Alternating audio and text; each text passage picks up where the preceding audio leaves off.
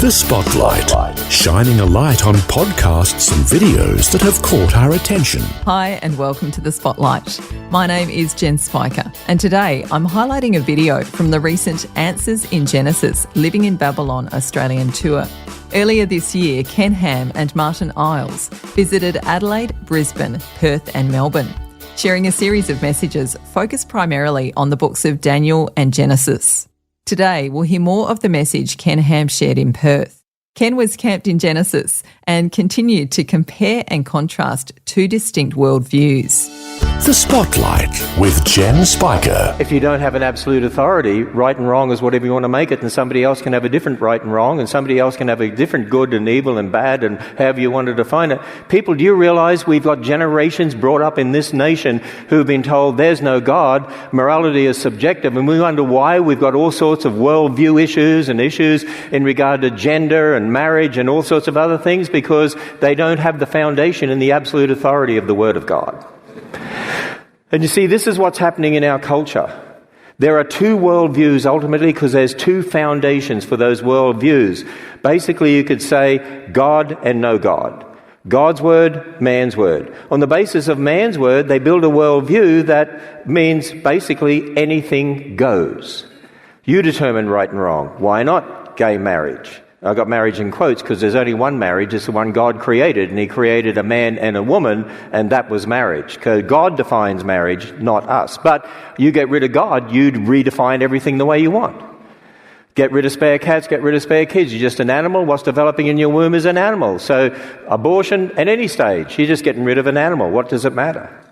And so it goes on. But you start from God's word, which begins in Genesis 1 to 11, which is the foundation for the rest of the Bible, for our worldview and for everything.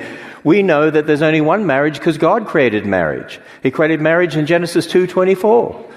When He made Eve from Adam's side, and you become one because you're one flesh. He quotes that in Matthew 19 in the New Testament. We know that life begins at fertilization, and humans are made in the image of God. Different to the animals, abortion is killing a human being right from fertilization. And how do we know that's wrong? There's only one way we know that's wrong, is because God is the creator, and He says murder is wrong. You see, we've got to understand something. Even a lot of the pro-life movement in America, they're not on about the Bible. They're on about, well, we can't kill a human being. But you know what? There are people out there who say, so what, it's a human being. We're just animals. There's no God. When you die, that's the end of you anyway. The only reason ultimately to be against abortion is because we believe God's word and because we're Christians. And you know what has happened in our culture is that the secular world has plummeled.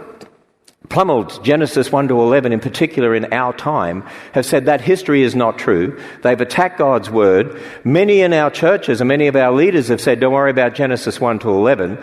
And then we have people in our churches, Christians, saying, how do we deal with all these issues? Because you see, you can't just fight the issues. That conflict at a worldview level is because there's a conflict foundationally between God's word and man's word. And so what our ministry is all about, and the books that we have and so on, is to help raise up generations with the right foundation, beginning in Genesis 1 to 11, with the right worldview, who know what they believe and why, who are equipped with answers to defend the Christian faith, who understand the real battle is a foundational battle, because it's only then that you can begin to deal with those issues. And sadly, most of our churches are not teaching that. And we wonder why the church is so lukewarm. We wonder why people are frightened to go and witness to people because they don't know how to answer the questions. You know, in 1975, when I became a teacher in Queensland, in Dalby, one of the first science lesson I had, one of the students asked me, how could Noah get the animals on the ark? And one of the things I have found over the years is that that's been one of the big questions that atheists have come with. Noah's Ark can't be true, the flood can't be true, you can't fit the millions of species of animals on the ark. When I debated Bill Nye at the Creation Museum in 2014, he said, with all the world's media watching, millions of people were live streaming actually, he said, Noah's Ark can't be true because he couldn't fit all the millions of species on the ark. But God's word doesn't say species went on the ark. And see, just a little bit of basic high school genetics. You know, the Bible says God created kinds according to their kind. The implication is each kind produces its own kind. This will be radical for you, but it means elephants produce elephants. It means dogs produce dogs. Pretty radical stuff. And then the Bible tells us 2 of each kind, 7 pairs of some went on the ark, and it was only of the land-dwelling, air-breathing animals, not all the creatures on earth. And we need to understand what the word kind mean. It comes from the Hebrew word mean. And when you look at our classification system, kingdom, phylum, class, order, family, genus, species, we would say from our research that in most instances, kind is at the family level of classification. Not species, mainly family.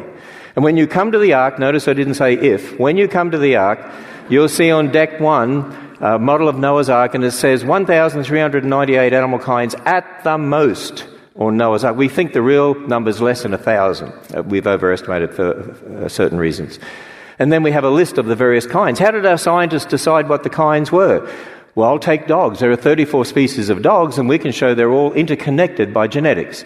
In other words, this species bred with that one with that one, that one with that one, that one with that one, that one never bred with that one, but they're still connected. When they're all connected like that, we'd say they're all the one kind, and dogs are connected at the family level. And when you look at those species of dogs that we have today, that's just some of them, we would also say they didn't exist originally, and they didn't exist before the flood. Now, I'll explain that very quickly in a moment.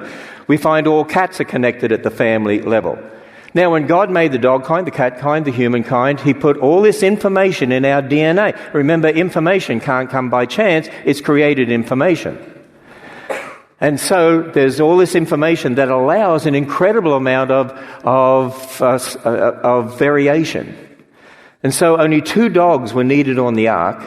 They came off the ark, and then they started to increase in number, and now, because of the flood, well, you hear this, because of the flood, there was climate change. And there's been ever since climate change, and there will continue to be climate change. And if you don't believe the flood and don't believe God's word, you'll get it all wrong about climate change.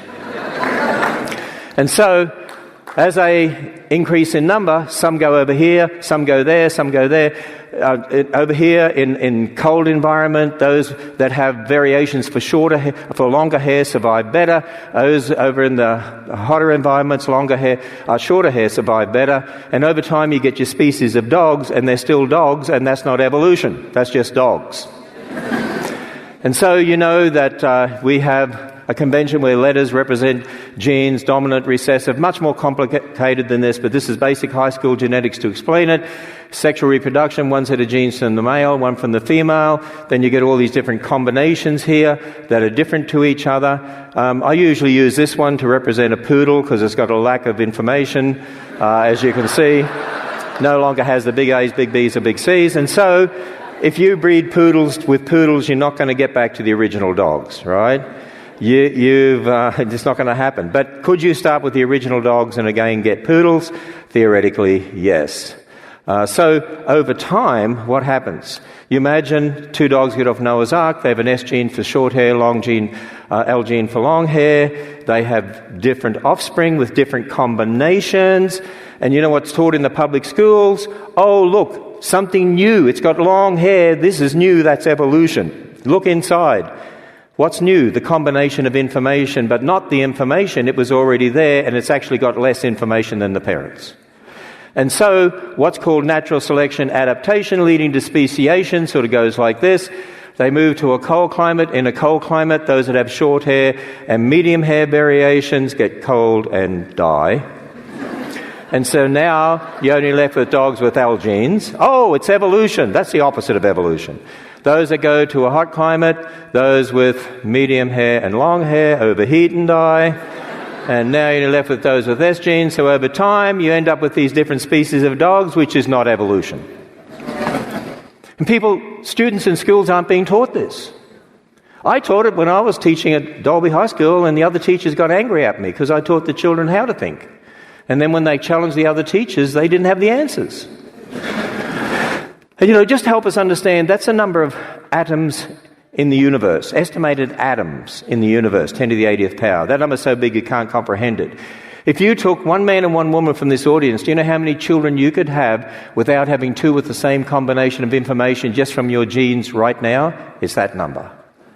See, God put that sort of information in the dog kind, the cat kind, the elephant kind. You can understand 2 of each kind, 7 pairs of some, come off the ark, you get all these different species. Population growth is exponential, doesn't take very long. It's easy to explain. If only we were giving them these answers, what a difference it would make. You mean the Bible's account, we could actually believe that? Of course, because it's God's word. Does science confirm a young universe and Earth? Oh, there's an emotional one for you. It's emotional in the church. I think the dividing line in many ways with a lot of Christians in the churches is this issue of the age of the Earth. Secular scientists believe the Earth is 5 billion years old and the universe is 15 billion years old. But you start from God's word, it says God made everything in 6 days. Are those days ordinary days? Yes. But the word day, the Hebrew word yom, can mean things other than ordinary day. Of course it can. That's not the point. The point is, when does it mean an ordinary day? And you know when the word yom is qualified with a number, or evening and morning, or you have the word evening or morning with the word day on their own, or the word night, it always means an ordinary day. That you have a look up any Hebrew dictionary, it'll tell you. Genesis 2:4 says, in the day that the Lord created, there's no evening, morning, number, night. It means time there, like in the day of the Lord, in the time of the judges. But in Genesis 1, for the 6 days, notice something. You start to look at it. For day 1, evening, morning, number, night. Day 2, evening, morning, number, evening, morning, number, evening, morning. It's almost like God is saying something to us. Like, these people in the 21st century are going to be so thick that I'm not just going to use a number, I'm going to use evening, morning, and number, and they're still not going to get it because you know what? They don't want to believe my word. And you know, in Exodus 20, the basis of the 4th commandment, in 6 days the Lord made the heavens and the earth, verse 1, and the sea and everything else, the rest of Genesis 1. In 6 days, there's no room for a gap of millions of years. There's no room for millions of years anyway. And that's the basis of our 7-day week. If those days are ordinary days, we learn that God made Adam on day 6. And then we go through those genealogies, which are very tight.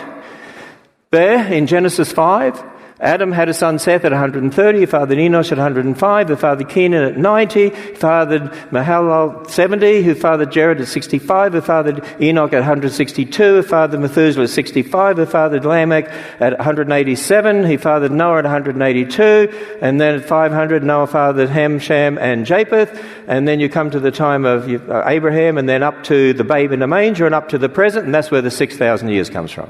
This is The Spotlight, and we've been hearing Ken Ham in part of a series of messages shared during the Answers in Genesis, Living in Babylon Australian tour.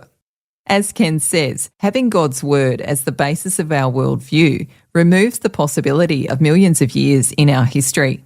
There's much more to this message from Ken Ham, plus others from Ken and Martyn Iles. You can watch all these videos right now in the free Vision app. Just tap the Watch tab and scroll to the Living in Babylon Australian Tour channel for all the talks in this series. If you have a favourite podcast or video series that you'd like to hear featured on The Spotlight, click Contact Us at vision.org.au and share the link. My name is Jen Spiker. Join me next time as I share another podcast or video that deserves highlighting. For more great podcasts and videos like the one featured today, check out vision.org.au or the free Vision app.